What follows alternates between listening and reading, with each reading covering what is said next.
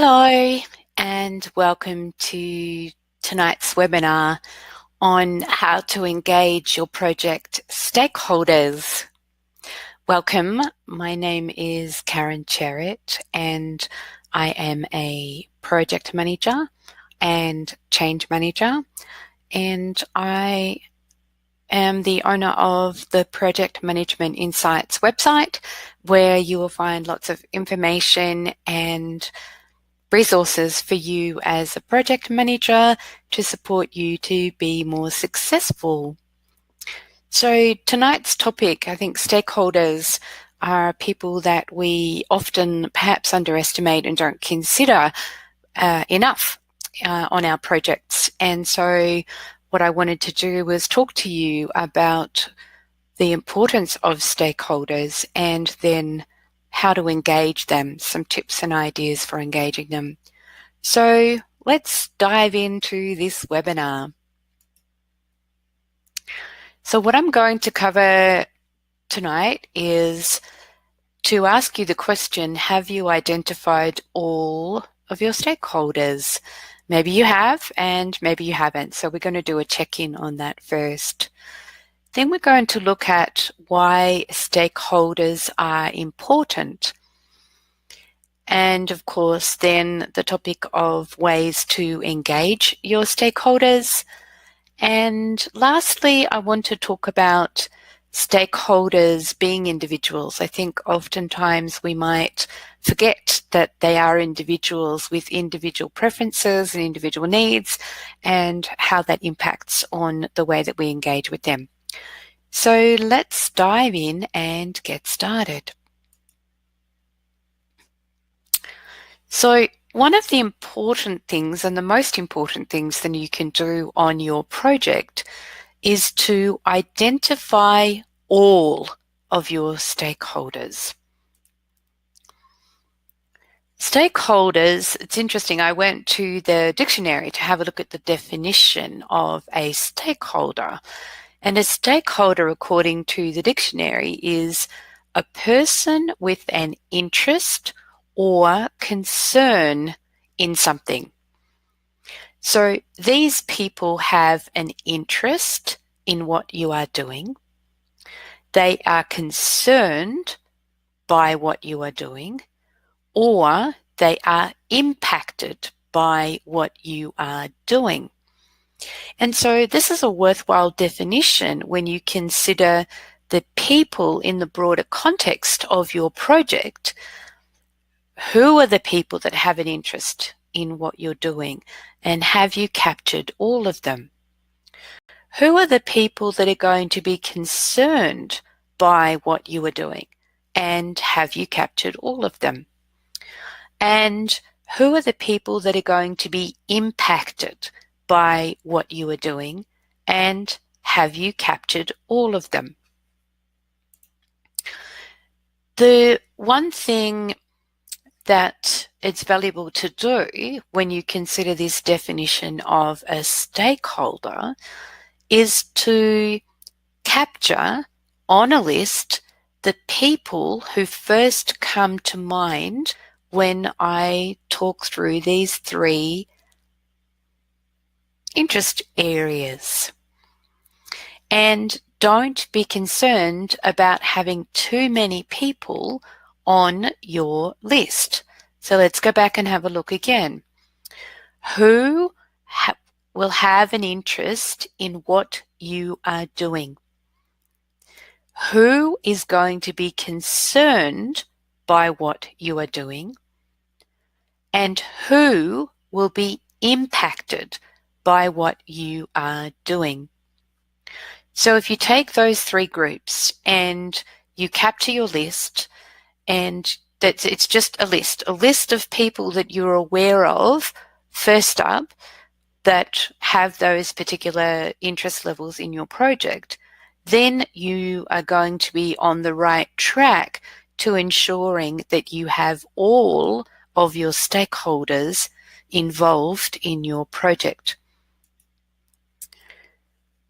I think some of the things that we do sometimes is we don't consider enough who these stakeholders are on our project. And for me, unidentified stakeholders are trouble. The reason I say that is this: the stakeholders you don't involve will undermine your project. And I'm saying that from personal experience. I've had some projects where stakeholders weren't identified early on, and therefore I didn't engage with them. And as soon as they became aware of my project, their whole aim and purpose was to undermine what I was doing, to express very, very loudly why it wouldn't work, why it was going to create a problem for the business, just basically cause trouble for me and the project. So if there's key interested parties not involved, that can mean that your project doesn't deliver what it should. And so this is where it's very, very important to ensure that you have captured all of the stakeholders in order to then make sure that you are engaging with them in a way that works so that they don't undermine the success of your project delivery. Because ultimately, that's not what you want. What you want is successful project delivery. And having engaged stakeholders is a part of that. And in order to do that, of course, you need to have identified all of the stakeholders and ensure then that you engage with them in the right way for them, the best possible way. So notice that I use the word right here. The right stakeholders can make you successful. Having the right stakeholders engaged can make your project a success because they will be your advocates. Stakeholders will tell you how to succeed. And what I mean by this is, if they are fully engaged with your project, they are going to provide you with advice and guidance and share their knowledge in a way that will minimize your risk, will support you in dealing with issues, will help you to keep on track, and to ensure that the right people are engaged. Because sometimes it only takes one key stakeholder, what I call the right stakeholder, to be able to say to you, oh, did you talk to finance? To have you realize that all of a sudden there is a piece of your project that you hadn't even thought about. And so these right stakeholders, having them engaged and having them involved in your project is nothing but a support for you. So consider the value in really engaging the right stakeholders and all of the stakeholders for your project. Now let's quickly talk about how to identify your stakeholders. And the key here is to look at your end-to-end process. So ask questions. Don't think often enough we do this. We tend to think that we know. We tend to think that we understand. We tend to think that we've got things covered, and we're wrong. So understand the big picture of what you are wanting to achieve with your project change. Check who it impacts and understand what systems or processes are involved. Now, the reason that I say this is this. If you understand the big picture of what you're wanting to achieve with your project change for the business, you'll then be more open to looking at that end-to-end process. And when you look at the end-to-end process, you are going to notice that there are systems, processes, and people that are involved that you may not have initially thought of. Let me share an example. There was a project that I was working on as a change manager, and it was a system that involved an external work with an external agency or agencies that sold particular products for the company that we worked for. And we were making changes to this system, and part of those changes had a flow-on effect to financials. Now, the problem was that initially the project manager had not understood or considered the full end-to-end process.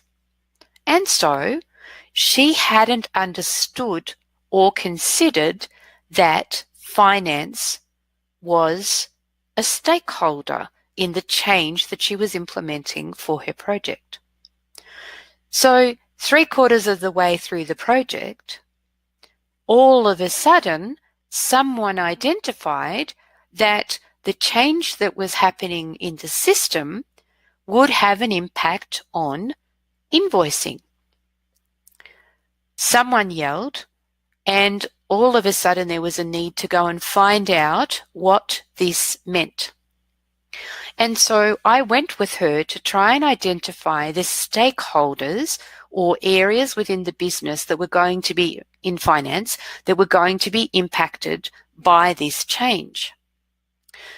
We spoke to 3 or 4 different people, different areas within finance, and each one of them, there was an impact. Some small, some large. And what we found out by asking these questions and explaining to them about our project was that there was going to be a problem, a major problem with the change that we were implementing and the impact on invoicing. Now, invoicing was critical, of course, because it was all about revenue for the company. And this threw a complete spanner in the works of the project. It meant it had to be stopped for a few days to a week. The business case had to be revisited. We had to go and understand workflows, processes, exactly how things worked. And then we had to get the technical teams involved. We had to get subject matter specialists involved. You know, there was a whole lot of extra work and engaged or stakeholders that weren't happy because they weren't engaged and didn't understand. And it created problems for the project. Now, ultimately, in the long run, the problem was solved and the project was delivered successfully because a change was found in terms of how to manage the financial aspect in the invoicing. But imagine if that wasn't the case. Imagine if just because these key stakeholders were not involved and not engaged, the project went into implementation only to have it impact very, very severely on the financial outcomes for the business. Huge risk, major problem.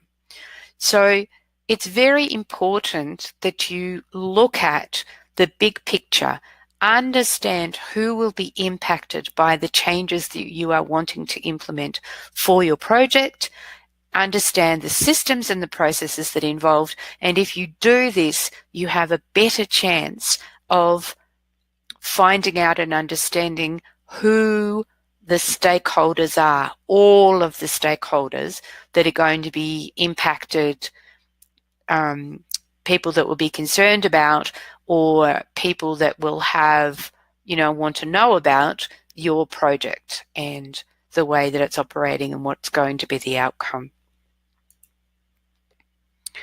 So again, I want to stress, think end to end. Take the time to understand the end-to-end or full picture of your project. Minor groups, those small groups that you think are not important, may be very important, as we found out in relation to finance. They were a minor group in terms of the stakeholders that were initially identified for the project, and yet the impact on them was very large. So pay attention to this as you're working through understanding who your stakeholders are. So when you look at this end-to-end picture and the processes and systems and people that are going to be impacted, write a list. Who is impacted? And then understand how they are impacted. This will assist you in then understanding how you will engage with them, because there will be different stakeholders will have different needs in terms of engagement, and it will help you to understand the best methods for engaging these impacted stakeholders. Next, you want to look at who is concerned and write a list and then understand why they may be concerned about your project and the outcome of your project. And then ask yourself who is interested and write a list of those people. It might be worth starting with a list of an area within the business. For instance, if you work in a large organization, then drill down to the specifics of the business unit and the specific people that are going to be interested, and understand why they're interested and to what extent. It might be simply that they have an overview of legislative change, as an example. They need to be on top of it. They won't necessarily be impacted by any way. They're not concerned about it. They just have an interest. And again, the way that you engage these stakeholders is going to be very different to the ones who are concerned and impacted. So start with your lists, write down the names or the areas of the people, and then why they're each of these areas, why they're interested, concerned, and impacted. And that way, again, as I said, it will help you to understand the best way to engage them. Now, the way that I would normally go about this myself on my project is to complete a Project RACI matrix. If you haven't heard of a RACI matrix before, the RACI acronym stands for responsible, accountable, concerned, and impacted. And sorry, I want to go back. So there will be a number of RACI templates that you can download if you simply Google RACI matrix, and it will have a list of these particular topic headings, and then you go about adding your list of people that you've gathered by asking the questions and looking at your end-to-end process. You add those names into your RACI matrix, and it will help you understand which area, which stakeholder level they fit into, and then that will ultimately fit into and work with how you then engage each of these groups of stakeholders. So I would highly recommend that you go and find a RACI matrix template and complete it for your project and the stakeholders that are going to be you need to engage. All right, so now let's get into this nitty-gritty of how to engage these stakeholders once you are satisfied that you have fully understood who they all are, documented who they all are, understood the level at which they're going to be stakeholders on your project based on your RACI matrix. So the next thing to do is to get to know your stakeholders. Who are they? Find out who your stakeholders are as individuals. And this has been the key for me in terms of engaging my stakeholders. If I treat them as a job role, as a job title, as someone sitting in a position and not someone that is an individual, then I'm less likely to engage with them at the level that's right for them. So what you want to do is begin to understand, and this is simply about having some conversations with them. Are they detail oriented? Or are they big picture people?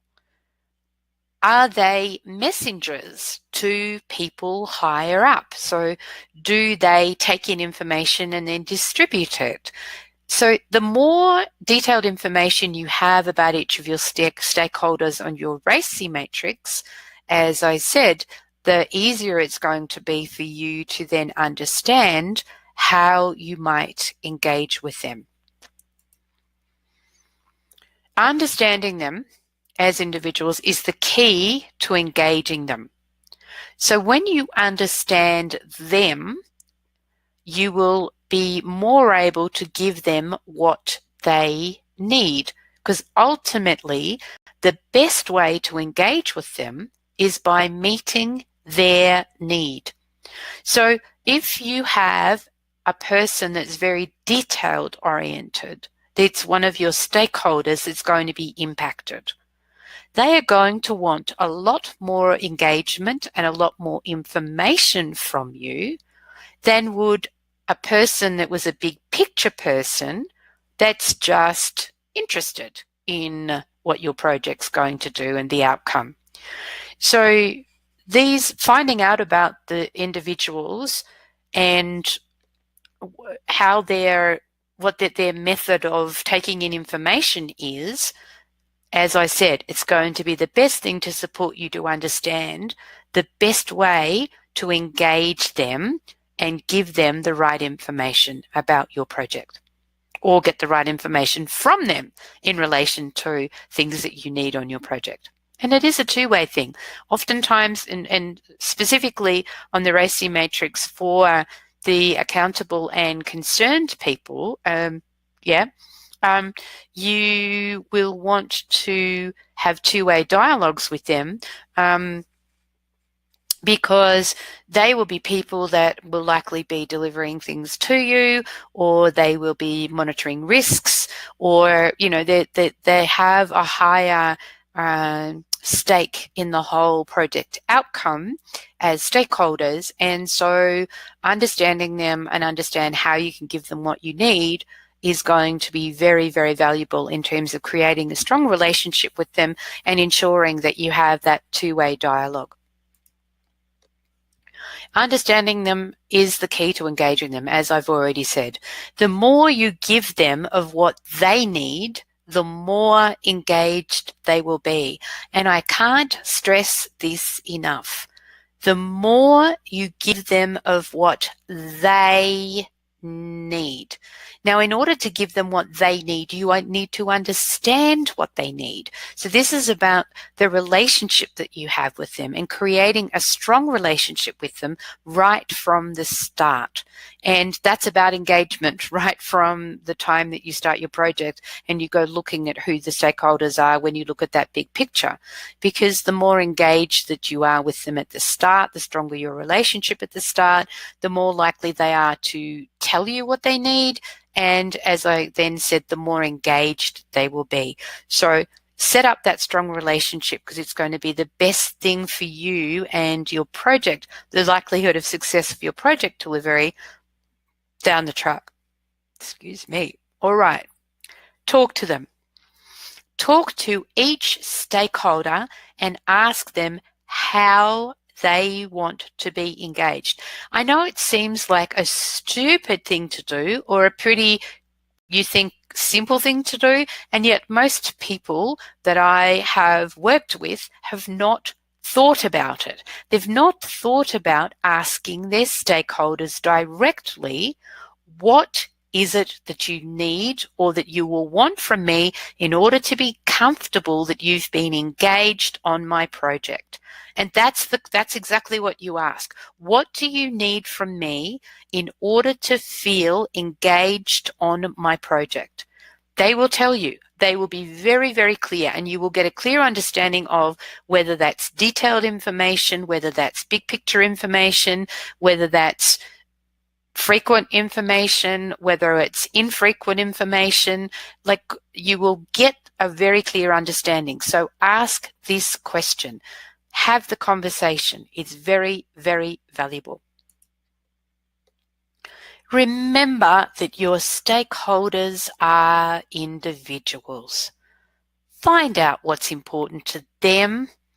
What do they want to know in regards to your project? They're an individual, they're a person. It'd be no different to me coming up to you as a stakeholder in my project and say, "Hi, Tom, we're undertaking this particular project and it's going to touch on the finance system.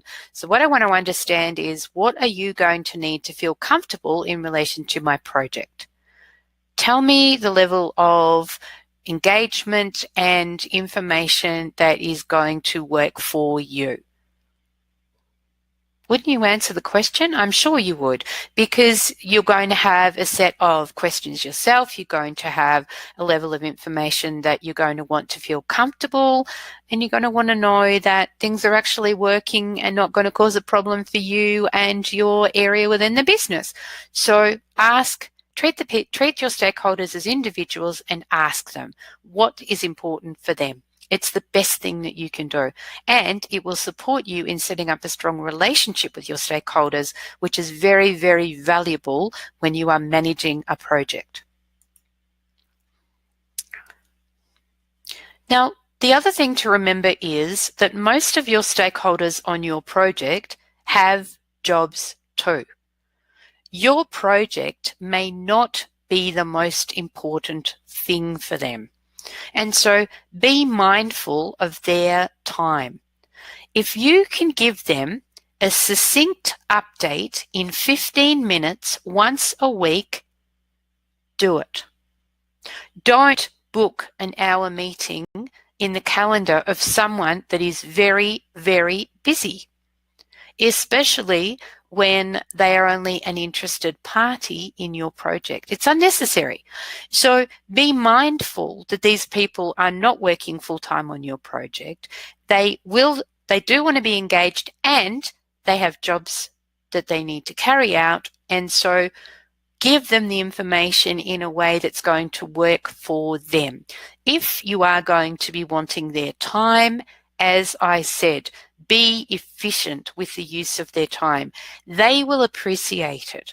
What I found is, if I could book 15-minute time slots with the senior executives first thing in the morning, that's what I would do, and that's when I would go and give them project updates. And they were really appreciative of it because I didn't take any more than 15 minutes. They got exactly what they needed. They could ask questions and have them answered, and it didn't take up a lot of their day. So they were happy to give me 15 minutes of their time in order to get the information and be engaged as stakeholders. And yet I know that if I'd tried putting an hour meeting in their calendar to do the same thing, they more than likely would have knocked me back and not turned up.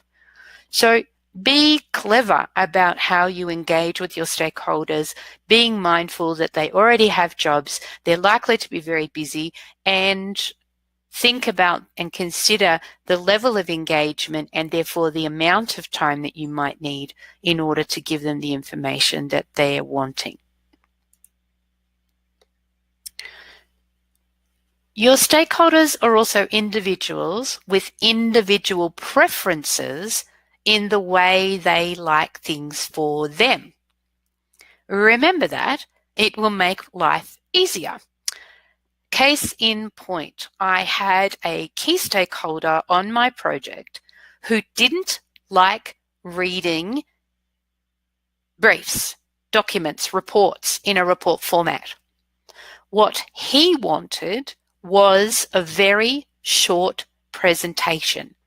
And so for him, I would give him a project update in presentation format because that's what worked for him. Now, again, this is about understanding the individual. What does the individual want to see? What does the individual need? How does the individual want it? Did it take me more time to prepare? No, it actually was a simpler um, update to prepare. And it meant that A, he read it, B, he would question me because things were clear and easy for him to take in because it was in a format that he was used to and that worked for him. And so he was more engaged in my project than what he would have been if I'd dumped him a written report, and he probably wouldn't have even read it. So individuals, individual needs, individual preferences for the way they like things. Do that, and it's going to make your life simpler and easier, and you are going to have more stakeholder engagement. So the more you give them, your stakeholders, the more you give them of what they want, the more engaged they will be. Another key point, the more you give them of what they want, the more engaged they will be. So find out what they want and give them what they want. Then you will have engaged stakeholders. So now let's look at ways to engage your stakeholders. And this is about becoming clear on each stakeholder's involvement level. And here we're going to go back to using your RACI matrix and the information that you put there. So here are some formats for engaging with your stakeholders. You might provide email updates for the people that are concerned or want to be kept informed. They might be happy with emails. So send out a weekly update on progress. And all that I do in this weekly update is simply bullet points. And I don't create war and peace. It's, 10, 12, maybe even less than that, specific dot points around what's occurred, any major issues, and what they would need to want to know about. So this keeps it succinct, simple. I also put on the bottom that if they have any questions, please come back to me, because that way then if they do, they will, and they know that they can. And so set up a template, fill in the details, and send it out to your group of concerned or involved stakeholders if that's what works for them. Now, the other thing that you can do is set up conference calls. So set up a regular conference call for interested stakeholders can connect into. And again, provide update information, including issues you may be having. And think about the information they might want to know. Now, this might be for involved stakeholders, and it might also be for accountable stakeholders, right? Sometimes you might have your concerned stakeholders, someone that's very detail oriented, might want more information. So this might be a way for them to engage because they can ask questions on a live conference call. Now, what I do with my conference calls is I set them up for half an hour. I will usually have a bullet point agenda, and I will send that out before the meeting so people are aware, before the conference call starts, so people are aware of what I talk about. And then after the conference call, I often follow up with an email that documents what was discussed on the conference call, because that way I'm logging any concerns that have been raised, any issues that might have been raised, anything that's come out of the discussions on the conference call, about people that have been additionally engaged, or information about where information's been spread in other areas of the business, the sorts of things that people will feed back on a conference call. And if I capture it all, then if someone questions me, the information, or other stakeholders question me, the information is all there. And so this is why it's valuable to keep track of the things that are discussed on your conference calls, and be able to send that out as a general distribution. All right, one-on-one chats. Corridor chats may be enough for some people. For other people, you might want to set up a regular weekly coffee catch-up. And I did this with a number of my responsible stakeholders, the stakeholders identified as responsible, so stream leads, for example, on my project, or some of the stakeholders that were accountable, with my senior managers as an example, being informed. For some of them, this was an easy way to catch up with them and get their heads up about their feelings about the project and where it was at. So arrange formal 15 to 30 minute update meetings with them. Don't have it any more than that. You don't need any more time than that. I would suggest that 15 minutes is enough, because that way it keeps what you are going to say succinct. The longer you have, the less likelihood you are of giving succinct information. Be mindful of that. If it needs to be a two-way dialogue that goes on, then sure, 30 minutes is advisable. But any longer than that, you're wasting their time.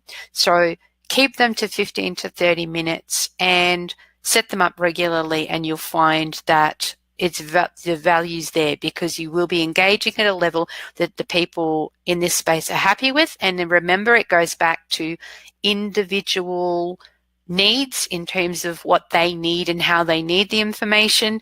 After you've talked to them, you'll find out which people are in this group, and then you go about setting those meetings up front to make your life easier. Schedule them into the calendar ahead, then there's less likelihood that they will cancel on you and then have issues that are raised. So use your RACI. Develop a simple method of engagement for each level of stakeholder on your RACI matrix. This may not work for everyone in that category, and yet it's a great place to start. There's been a lot of value for me in using my RACI matrix and then overlaying that with individual needs and recategorizing them in then terms of who gets emails, who's on a teleconference, who do I have one-on-one meetings with, and then I schedule all of those people into those particular slots by creating an email group, for example, by creating a teleconference meeting set up and distributing the information about that to another email list group. And then the one-on-one meetings, I arrange in my calendars and schedule them for the months ahead so that they're already there. And then I know exactly when they're going to occur in order to prepare the material to update my stakeholders with. So be as prepared and organized as you can be. The more engaged you are with your stakeholders at the start, the easier this process is going to be to set up, and then the easier it is going to be for you to manage and engage with your stakeholders throughout the entirety of your project delivery. So now I'm just going to wrap up this webinar. So the key things that I've spoken to you about tonight are: identify all your stakeholders. This I can't stress enough. Remember, that's about looking end to end and looking at who is impacted by the process changes or the system changes that you are going to make. Then find out what your stakeholders want or need. Ask them and slot them into your RACI matrix then around responsible, accountable, concerned, or involved. Once you've gone and talked to each of them individually and understand what they want or need, then give them what they want or need. Remember that they are individuals with jobs. Schedule time with them. Schedule meetings or teleconferences at suitable times. Do the sorts of things that are going to work for them to ensure that there's the best possible chance of them engaging with you and your project updates so that they are engaged.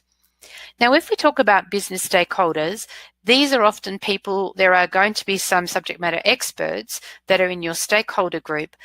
that are going to be part of your project team. So here, what I'm talking about is not your project team. I'm not talking about your project team. I am talking about stakeholders that are external to your project team. So just understand that each of these stakeholders on your RACI matrix,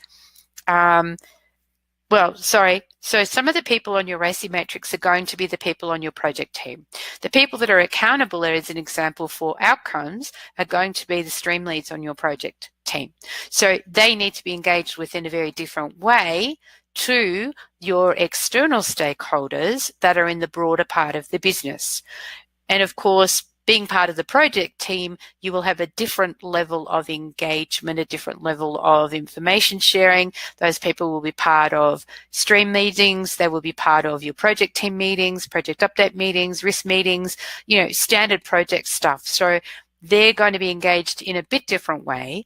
And it also that you might find that there are other people that are accountable on your RACI matrix that don't need that same level of engagement, because whilst they might be accountable for something, they're not necessarily as much fully involved in the delivery of your project. And I'm thinking about people in marketing or people in legal who might have a small part to play in overseeing that you're not breaching legal requirements, or people, marketing team that might be supporting the production of marketing material or communication material, as an example. They're part of your project team, and yet they're going to be engaged in a very different way to the senior managers who are the decision makers, as an example. And remember to add in your project control board on your stakeholder list, because they will also want to be engaged in a very different way. I have had a number of very different project control boards, and the members on my project control board, as I've talked about earlier, have been very different. Some have been very, very detail oriented. Some have been big picture people. Some just want the very basics. So, this is about understanding those individuals and their wants or needs, because the more you do that, the more likely you are to have them engaged and coming along on the project journey with you. Thank you for joining me on this webinar. If you want more information or tips, you might want to visit Project Management Insight. You can find us on YouTube. We have a YouTube channel. We also have a business company page on LinkedIn, and you can find us on Facebook. So follow us and subscribe, and remember that you can go to projectmanagementinsight.com and sign up for our monthly newsletter, which comes out on the second or third Tuesday of the month. Contains lots of useful information around the different aspects of project management, whether that's technical things around, basic project management, whether it is people management type skills, or whether it's things from a personal development perspective to make your job easier and make the world a much better and brighter place for you as a project manager. So thank you once again for joining me, and remember, next week is the third of our webinars in this series, and next week we're looking at risk management basics. Goodbye for now.